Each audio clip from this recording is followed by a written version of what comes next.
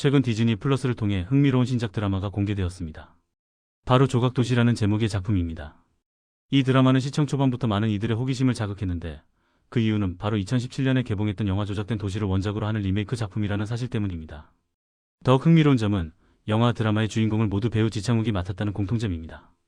동일한 배우가 동일한 배역을 다시 연기한다는 점에서 원작을 기억하는 팬들에게는 조각도시가 어떤 새로운 해석을 더했을지, 혹은 8년이라는 세월이 흐른 지금 지창욱이 어떻게 같은 인물을 다르게 표현해낼지 비교해보는 재미를 선사하고 있습니다. 원작인 영화 조작된 도시는 2017년 개봉 당시 신선한 소재와 감각적인 연출로 주목받았습니다. 주인공 지창욱 외에도 안재홍, 심은경이라는 막강한 조력자 라인업이 힘을 보탰으며 오정세, 이한희 등 현재 최고의 주가를 올리고 있는 배우들의 풋풋한 모습도 만나볼 수 있는 작품입니다. 당시 250만 명이라는 적지 않은 관객을 동원하며 나쁘지 않은 흥행 성적을 거두었으나 아쉽게도 손익분기점을 넘지는 못했다고 알려져 있습니다.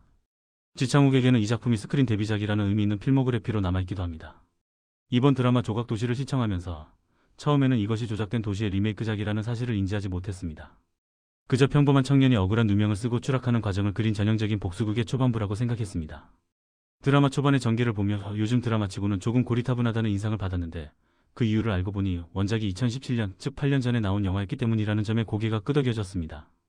이미 한번 소비된 서사 구조를 현대적인 감각으로 어떻게 재해석해 나갈지가 이 드라마의 핵심 과제가 될 것으로 보입니다. 드라마의 주인공 박태중 지창욱 부는 배달 일을 하며 하루하루를 누구보다 착실하게 살아가는 청년입니다.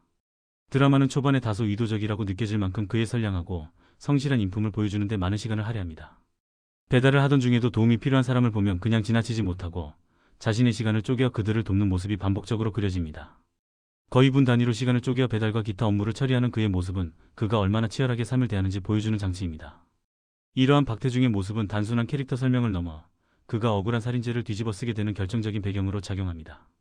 그는 자신을 의지하는 애인이 있고 공부하는 동생을 뒷바라지하며 실질적인 가장 역할을 해내고 있습니다. 또한 꽃집 창업이라는 소박하지만 구체적인 꿈을 꾸며 미래를 준비하던 평범한 청년이었습니다. 이토록 평범하고 선량한 인물이기에 그가 맞닥뜨리게 될 비극은 더욱 가혹하게 다가오며 시청자들의 감정이입을 극대화하는 역할을 합니다. 비극은 아주 사소하고 우연한 사건에서 시작됩니다. 어느 날 박태중은 길에서 울리는 핸드폰을 우연히 발견하게 되고 핸드폰 주인이라는 여성은 사례금으로 30만 원을 주겠다는 파격적인 제안을 합니다. 동생의 학원비가 필요했던 박태중은 의심 없이 핸드폰을 돌려주기 위해 약속 장소로 향합니다. 하지만 그를 기다리고 있던 것은 감사 인사가 아닌 살인사건의 용의자로 그를 체포하려는 형사들이었습니다. 그가 집에 돌아오자마자 들이닥친 형사들은 어떤 구체적인 증거도 제시하지 않은 채 그를 살인자로 몰아붙이며 강압적으로 연행합니다. 시청자 입장에서는 도대체 왜? 라는 의문이 들 수밖에 없는 장면입니다. 이후 재판 과정에서야 그가 왜 살인 용의자로 지목되었는지 그 이유가 상세히 밝혀집니다. 그가 30만 원을 받고 핸드폰을 돌려주러 갔던 그 짧은 순간 그는 완벽하게 설계된 범죄의 희생양이 되었으며 그의 모든 동선과 행동이 치밀하게 조작된 증거로 둔갑해 있었습니다. 솔직히 이 부분, 즉 박태중이 범인으로 몰리는 과정의 개연성에 대해서는 약간 동의하기 어려운 지점들이 존재했습니다. 특히 그가 캐리어를 옮기는 장면은 다른 목격자도 존재하는 상황이었음에도 불구하고 너무나 쉽게 그에게 불리한 증거로 채택되는 등 설계를 위한 설계처럼 느껴지는 부분들이 있었습니다. 드라마는 영화와 마찬가지로 박태중이 누군가에게 복수하는 듯한 강렬한 오토바이 레이싱 장면으로 오프닝을 열지만 실제 전개는 예상과 달리 교도소라는 한정된 공간에서 펼쳐지는 절망과 생존의 이야기로 채워집니다.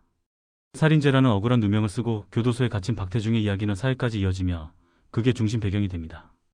이곳에서 그는 절망의 나락으로 떨어집니다. 자신을 믿어주던 동생까지도 스스로 목숨을 끊었다는 소식을 접한 그는 삶의 모든 의지를 잃고 자살까지 시도합니다. 교도소 내에서도 그는 약한 존재로 낙인 찍혀 끊임없이 괴롭힘을 당합니다. 하지만 이대로 무너질 수 없었던 그는 같은 방의 노영식 김종수 분의 도움을 받아 성당에서 일을 하며 묵묵히 몸과 마음을 단련하기 시작합니다. 이 모든 비극의 배후에는 또 다른 주인공이라 할 수 있는 빌런, 안요한 도경수 분이 있었습니다. 2회차에 처음 등장하는 안요한은 사회 상류층 VIP들이 곤란한 일을 겪을 때마다 그들의 문제를 해결해주는 설계자입니다. 그는 주변의 VIP가 저지른 범죄를 완벽하게 은폐하고 박태중처럼 아무런 연고도 없는 평범한 인물을 찾아내어 모든 죄를 뒤집어 씌우는 방식으로 일을 처리합니다. 이 과정에서 한치의 죄책감도 느끼지 못하는 그의 모습은 사이코패스 그 자체로 그려지며 그게 긴장감을 극대화합니다. 박태중은 교도소 안에서 자신이 누군가에게 철저히 설계당했다는 진실을 어렴풋이 깨닫게 됩니다. 교도소를 나가 복수를 다짐하는 박태중을 향해 안요한은 새로운 세계를 설계하며 그를 더욱 깊은 절망으로 밀어넣으려 합니다. 전체적으로 드라마 조각도시는 억울하게 모든 것을 잃은 한 남자의 처절한 생존기이자 거대한 악의 세력에 맞서는 성장 드라마, 그리고 통쾌한 복수극의 형태를 띠고 있습니다.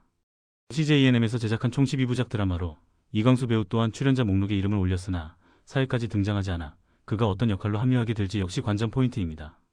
과연 박태중은 자신을 오가면 거대한 설계를 부수고 진실을 밝혀낼 수 있을지 남은 회차의 전개가 더 궁금해집니다.